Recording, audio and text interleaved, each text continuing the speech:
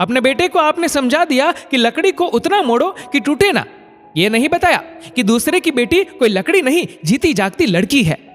रोशनी ने अपनी सास कांता जी से कहा।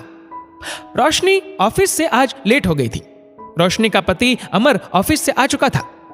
आते ही उसने देखा कि माँ रसोई में कुछ बना रही थी। उसने माँ को कहा, माँ मेरे लिए भी चाय बना देना। कांता जी तो पहले ही गुस्से से भरी बैठी थी। उन्होंने कहा, ये फरमाइशें अपनी बीवी को सुनाना। मैंने पहले ही कहा था शादी के बाद घर संभाले, यूं 7 बजे ऑफिस से आएगी तो घर का काम कौन देखेगा।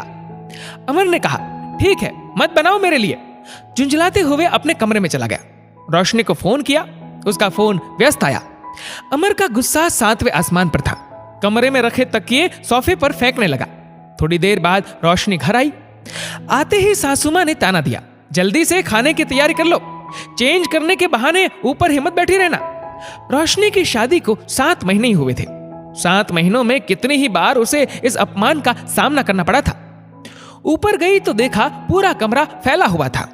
अमर रोशनी को देखते ही उसकी तरफ बढ़ा और जोर से हाथ पकड़कर कहा, किसके साथ थी अब तक। रोशनी को इन 7 महीनों में रोज कोई नया ताना मिलता था, फिर भी वो उसको भूलकर अगले दिन फिर काम में लग जाती थी। पर ये शायद उसके सब्र का अंत और आत्मसम्मान पर ठेस थी। रोशनी ने उसका हाथ पीछे हटाते हुए कहा, ट्रैफिक मेरे कंट्रोल में नहीं है।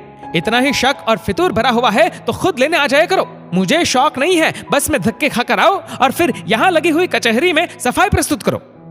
अमर की आवाज सुनकर उसकी मां कांता जी भी ऊपर आ गई। कांता जी ने कहा, इसलिए कहती थी पढ़ी लिखी बहू नहीं चाहिए मुझे, अब मिल गया तुझे चैन। मां की बात से आग बबूला हुए अमर ने रोशनी को अपने गुस्से भरी आंखों से घुरा और कहा, कल से नौकरी जाना बंद, घर रहो, सब अक्ल ठिकाने आ जाएगी। रोशनी ने अपने आंसू पोंछे और कहा, नौकरी करना और छोड़ना दोनों फैसले लेने का हक सिर्फ मेरा है, तुम्हारा नहीं। रोशनी का जवाब सुनकर अमर ने अपनी मां के सामने खुद को अपमानित महसूस किया और अपनी खोखली मर्दानगी का सबूत देने के लिए रोशनी के ऊपर हाथ उठा दिया।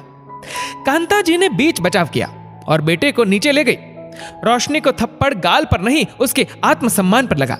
नीचे कांता जी ने कहा, तुझे कितनी बार समझाया है, गुस्से में थोड़ा अक्ल से काम लिया कर।